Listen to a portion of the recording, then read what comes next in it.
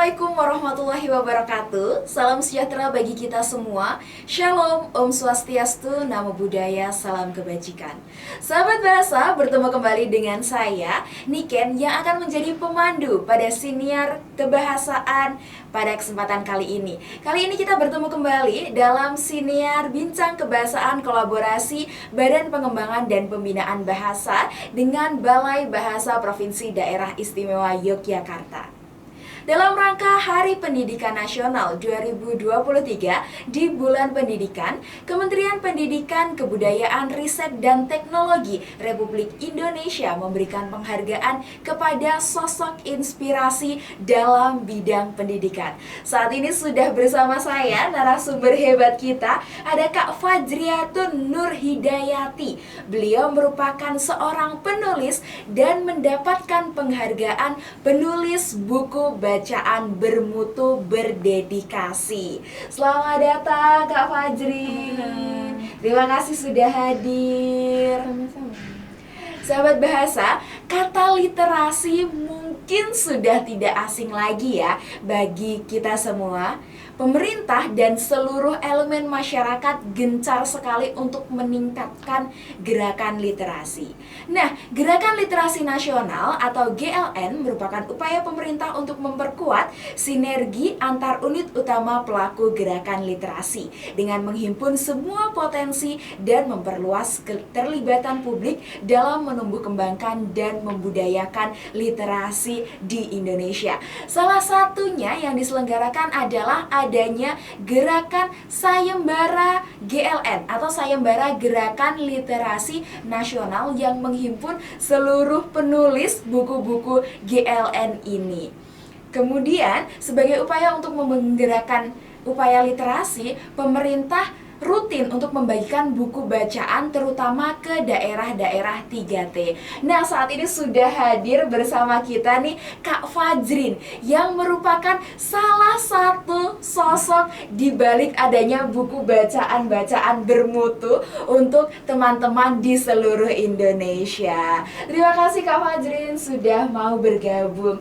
Nah, mungkin bisa diceritakan ya Kak kepada sahabat bahasa semua. Aku juga penasaran sekali nih, apa sih yang melatar belakangi Kak Fajrin untuk mencintai dunia tulis-menulis buku ini, terutama di buku bacaan yang dimana harus ada gambarnya, terus harus ada bacaan-bacaan pendek yang menarik di kalangan masyarakat. Jadi saya mulai tertarik menulis buku anak itu 2015. Ketika itu saya berawal dari majalah Bobo, majalah legendaris, mungkin semua pemirsa juga tahu gitu kan. Nah, itu dari situ ternyata itu anak menarik, lebih rasanya itu lebih menantang. Mungkin karena itu jadi saya mulai suka, terus suka baca-baca. Aku punya anak sendiri, buku anak sendiri gitu. Jadi terus dari situ saya mulai tergabung dengan komunitas penulis buku bacaan anak atau Paberlan. Nah, di situ itu kumpulan dari penulis-penulis buku anak. Kami juga di situ juga ada banyak program-programnya. Di situ ada ilustrasi dan cerita-cerita seperti itu. Saya belajar dari situ. Dari situ saya semakin suka. Nah, lalu mulai mengikuti lomba-lomba yang ada gitu. Menarik sekali ya. Jadi memang sudah lama ya Kak Fajrin bergerak di bidang kepenulisan buku cerita ini. Nah, ternyata Kak Fajrin yang tergabung dalam kepenulisan buku GLN ini tuh banyak sekali. Tidak hanya Kak Fajrin saja. Tapi aku pengen tahu kenapa kok pada akhirnya muncul nih satu sosok inspiratif yang akhirnya mendapatkan penghargaan dari Kemdikbudristek. Mungkin bisa dijelaskan Kak? Iya. Karena saya termasuk dikategorikan penulis yang berdedikasi, sering mengikuti lomba dari Badan Bahasa, terutama GLN. Lalu saya juga aktif menulis di penerbit seperti Gramedia Group dan Mizan Group. Ada juga dari Indiva Media Kreasi, ada juga dari Cikal Aksara. Lalu juga saya juga termasuk penulis buku model non-tek dari Pusat Kurikulum Perbukuan tahun 2022 untuk jenjang B1. Dari situ jadi akhirnya saya terpilih sebagai penulis yang diapresiasi. Wah, ternyata memang sudah banyak sekali ya karya-karya tulis beliau dan sudah menerbitkan banyak sekali buku ya Kak? Alhamdulillah alhamdulillah sudah ada 50 sekitar buku anak. Wow, 50, kurang lebih 50 buku anak, luar biasa. Nah, waktu pertama kali kakak mendapatkan surat atau mendapatkan pengumuman nih, kalau kakak terpilih sebagai sosok inspirasi di bidang pendidik, apa yang dirasakan? Untuk seperti kayak tidak percaya ya, karena wah kok saya ya, dari sekian banyak gitu. Tapi ternyata setelah membaca alasan, oh seperti itu ya, rasanya benar-benar kayak mimpi gitu. Ternyata apa yang selama ini saya lakukan, yang saya lakukan karena hobi, diapresiasi sebegitu sama pemerintah, itu rasanya luar biasa. Dan ini kayak menjadi cambuk untuk saya untuk terus berkarya, ingin menyebarkan menyebarkan kebaikan lewat tulisan. Luar biasa, menyebarkan kebaikan lewat tulisan. Memang kalau penulis tuh kata-katanya juga mutiara gitu ya. Kata-katanya sangat-sangat menginspirasi sekali. Nah, apakah dari dulu, kan kalau tadi aku dengar nih, kakak memang sudah dari dulu ya menulis. Apakah dari dulu menulis itu suka dulu dengan tulisan cerita anak, atau awalnya tulisan kakak berupa novel, karangan fiksi, dan sebagainya? Awalnya saya belajar semua genre ya, dari novel, cerpen biasa, cerpen dewasa maksudnya. Lalu ternyata saya lebih condong ke cerita anak. Rasanya tuh ketika setiap menulis cerita anak tuh rasanya seneng, bahagia, kita plong gitu. Lalu menulis itu kan seperti candu. Ketika kita udah menyukai menulis tuh kayak ketagihan seperti itu. Jadi akhirnya saya fokus ke penulisan buku anak seperti itu. Sekarang akhirnya fokus ke penulisan buku anak. Nah, Kak Fajrin, saya tuh penasaran ya, karena kan buku anak itu harus ada ilustrasinya yang menarik agar anak-anak bisa tertarik untuk baca. Dan ceritanya itu juga pendek, berbeda dengan novel yang harus panjang gitu kan. Tapi yang menarik bagi saya adalah dengan dikemas gambar yang menarik dan cerita yang pendek, itu bisa mudah dimengerti oleh anak-anak. Pasti ada tantangan tersendiri kan Kak untuk membuat ini.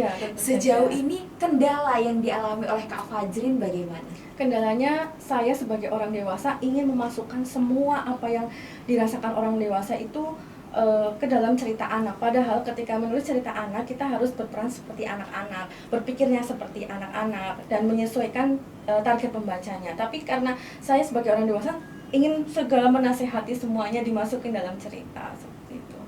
Jadi kadang-kadang kita harus bersikap seperti anak-anak ya. Tahu apa sih yang diharapkan anak-anak itu. Gambarnya warna-warni, menarik, terus tulisannya juga sedikit padat, tapi harus jelas nih maksudnya apa gitu kan. Biasanya kalau anak-anak kan tidak menggunakan kata-kata kiasan dan sebagainya ya kan. Nah, sejauh ini ketika kakak bergelut di buku untuk anak-anak, apakah ada dukungan dari masyarakat setempat, keluarga kakak, dan juga pemerintah? Iya, tentu saja dari selain dari keluarga ya, tentunya ada dari saya ikut komunitas, ada komunitas Paperland, terus ada komunitas Little Laut Jawa Tengah. Lalu saya juga pengelola perpustakaan di rumah, perpustakaan desa, untuk menarik minat baca anak-anak di sekitar. Jadi dukungannya dari sekitar seperti itu. Wah, luar biasa sekali. Ternyata sebelum menjadi sosok inspirasi yang diakui oleh Kemendikbud nih, kakak memang sudah sering sekali ya menggiatkan gerakan literasi di lingkungan sekitar. Tadi seperti contohnya sebagai karyawan di perpustakaan ya Kak? Saya pengelola perpustakaan yang saya dirikan sendiri dari buku-buku hasil karya sendiri. Saya pinjamkan secara gratis, lalu saya mendapat bantuan buku juga dari pemerintah, Perpusda. Nah sekarang masih berjalan untuk namanya Perpustakaan Madani Desa Karangsalam. Wah, perpustakaan Madani, pengelola perpustakaannya, dan buku-buku di situ hasil karya Kak Fajrin sendiri. Luar biasa sekali ya. Terakhir mungkin Kak yang ingin saya tanyakan, apa harapan Kak Fajrin untuk sahabat bahasa semua yang saat ini sedang melihat Kak Fajrin berada di sini menjadi sosok inspirasi bagi kita semua? Harapannya semakin banyak dari pemerintah, terutama merangkul para penulis buku anak, lalu buku-buku anak Indonesia itu bisa tidak hanya sebatas di Indonesia, tapi bisa memberikan manfaat untuk anak-anak di luar Indonesia juga. Dan inginnya semakin banyak yang menulis buku bacaan bermutu untuk anak-anak Indonesia. Terima kasih Kak Fajrin. Semakin banyak yang menulis buku bacaan anak-anak di Indonesia ya. Karena kalau misalkan seluruh masyarakat diminta ayo baca baca baca gitu, siapa yang mau nulis gitu ya. Jadi selain ayo baca baca baca juga ayo jadi penulis ya. Bareng-bareng kita bersinergi, ada penulisnya, penulis yang berkualitas, dan ada masyarakat yang gemar untuk membaca. Sahabat Bahasa, tidak terasa kita sudah di akhir acara perbincangan dengan Kak Fajrin. Terima kasih Kak Fajrin sudah berkenan hadir dari Banjarnegara ya Kak. Ya. Luar biasa kita bisa dipertemukan nih jauh-jauh saudara kita, sahabat kita dari Banjarnegara untuk bisa berbagi pengalaman dan berbagi informasi kepada sahabat Bahasa semua. Nah, sahabat Bahasa, jangan lupa juga untuk terus melakukan gerakan literasi dimanapun berada. Terima kasih.